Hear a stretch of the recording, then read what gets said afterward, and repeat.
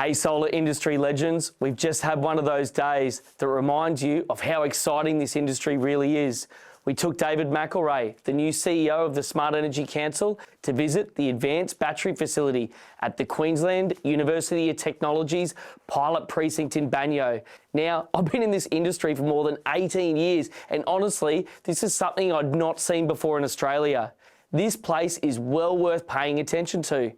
Inside the facility, they are working across the full battery value chain, from rare earth minerals through to finished cells. They're doing performance testing, validation, safety testing. They're putting batteries in freezers. They're heating batteries to extreme temperatures, blowing batteries up in a controlled environment, nail penetration tests, crush tests, and much more. What really stood out to us is the opportunity this facility brings to support the Australian battery industry. This facility is the closest Australia has to being able to certify batteries locally.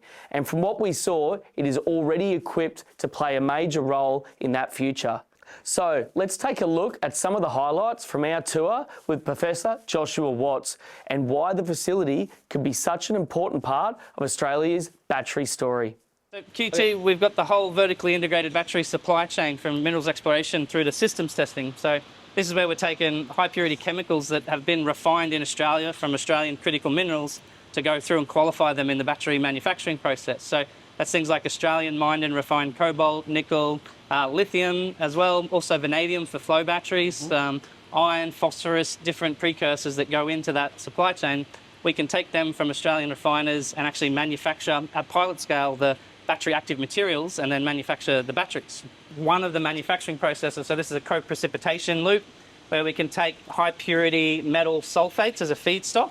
So this is what we use to make the high energy density nickel, manganese, cobalt type batteries. And it feeds through into a continuously stirred tank reactor where we can control the chemical conditions to force the metals to drop out into a solid sphere. And that sphere structure is really important for the batteries because it improves the energy density through packing of the spheres. On this side is the furnacing. So we're taking those precursor materials, adding the lithium or the sodium, and then cooking them to high temperature to form the final crystal structure that goes into the battery. And then we take those battery materials and form an ink out of them. So mix them with a binder and a conductive additive and a few other things to form a paint that we then paint onto the electrodes that rolls up into the battery. If you come over here, you can actually see the ink being coated onto the foils. So a lot of care goes into this process to make sure that we can control the height, control the viscosity of the coating, because that dictates how much lithium we can store, and it needs to be matched really closely against the cathode for safety reasons. So we want to make sure there's enough anode material there to soak up the lithium so it doesn't cause plating effects as it charges. The ink then goes through a drying oven, and then it evaporates off the solvent, and then you end up here with the dry matte coating. So that's the final, in this case it's graphite, coated onto copper, and then that forms the anode active material side or current collector side of the lithium ion battery. The next step is these foils get cut into the shape and size we want for the battery. All this is done inside a dry room because the moisture is really bad for the battery, so we've got to keep that away from the materials. And the electrolyte gets handled in a glove box under argon inert conditions to maintain the electrolyte to be pristine. The cells get filled in the glove box to make sure that there's no moisture getting into the cell, and then they get hermetically sealed shut, and then we can take the cells out and test them, or build them into packs or whatever it is that we're looking to do.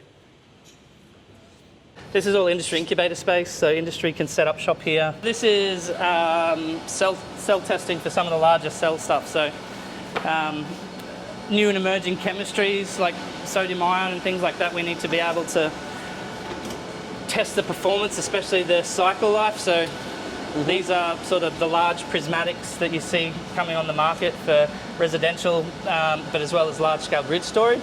These are big prismatic cells. So these are undergoing testing. We need to have controlled clamping pressure over the face of the test articles to make sure that it's representative of how it needs to be in situ during the actual energy application.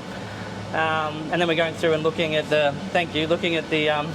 capacity fade of the cell over time. So we're just looking at performance validation. This is the battery testing microgrid where we can do three-phase testing of electrical systems, including the storage devices. So It allows us to connect the inverter as well as the whole battery system to our own local three-phase network that's separated from the electrical grid. The network. Yeah, and that allows us to do the rapid testing that we need to do on the full systems, allows us to do the integration, the comms between the systems, proving it out and doing it here first. We can stabilize it and maximize the uptime of the system before it goes out for real deployment. So this is where we do the cell level safety testing as well as some of the large pack safety testing. So these chambers here allow us to do nail penetration, crush testing, high altitude testing. So it's basically validating the cell is safe for transport. Because there's almost always a gas release event, even under nominal testing, it's pass fail. If it catches fire or explodes, it's a fail. If it releases gas but doesn't rupture, then it's a pass. We've got to be able to handle the gases that are being emitted. So it goes through an extraction system and then through a chemical handling plant on the roof where we're capturing the gases so we're not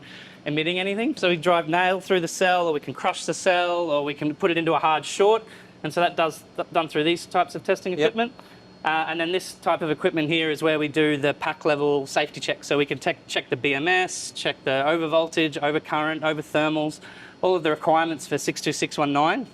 We can go through and stress the battery in fault conditions and check if the battery management system kicks in and protects the battery. A lot of the work we focus on is working with local companies like Volta and others to support local manufactured systems. We really need to onshore testing and certification of these systems so that the local industry can start producing systems and not having to go overseas and it's a huge time and cost penalty, as well as IP loss. Yeah, it's the thing holding back Australian manufacturing. It's the number one thing that would help the battery industry is testing onshore.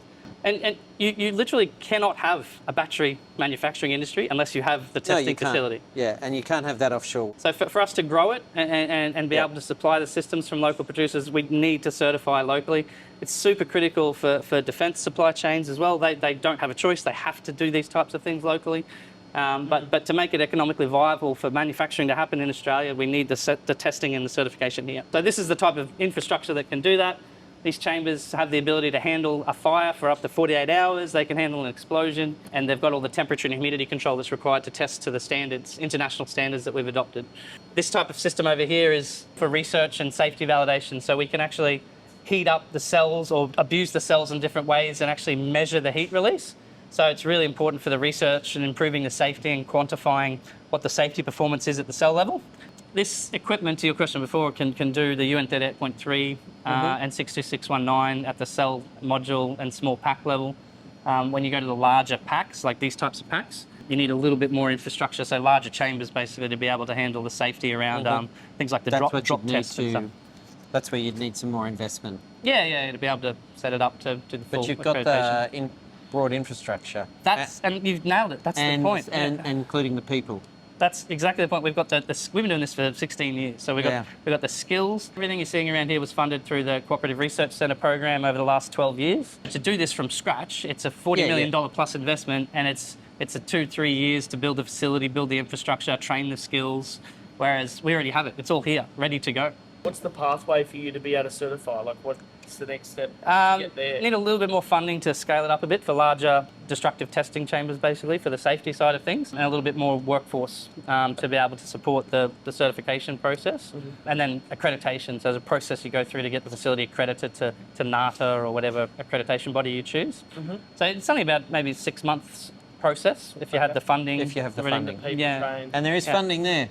Well, yep. And that's the thing, it just needs to go in the right place. Like, there's no point having a battery breakthrough initiative without testing. Well, yeah, exactly right. Yeah, you can't do it. To be able to get those products to market and get them into supply chains, you've got to test and benchmark, and it's got to be third party, and that allows the commercial translation and the businesses to start selling products. So and that's necessary. That's the key thing. If you can't get the businesses, you can pump research funding into them all day, but if at the end of it they don't sell a product, it's all wasted. So you've got to get them to a point where they're pushing a product, they've got a revenue stream in place. Yes. And to do that, you need to certify and test. Yeah. Well, how many times do we need to see about supply chain risk in the world to understand that, like, it's not something you could just pretend is not there? We keep seeing examples of it. It's a national security issue at this point. It is, absolutely is. If we don't start making the bits that are required to, power that infrastructure, we're in big trouble. So we need to, and there's huge economic value for the country in doing that, because the rest of the world is asking for high ESG, products, right, that are made from trusted partners. And Australia's in a great spot to make those products and supply the rest of the world as well. Yep.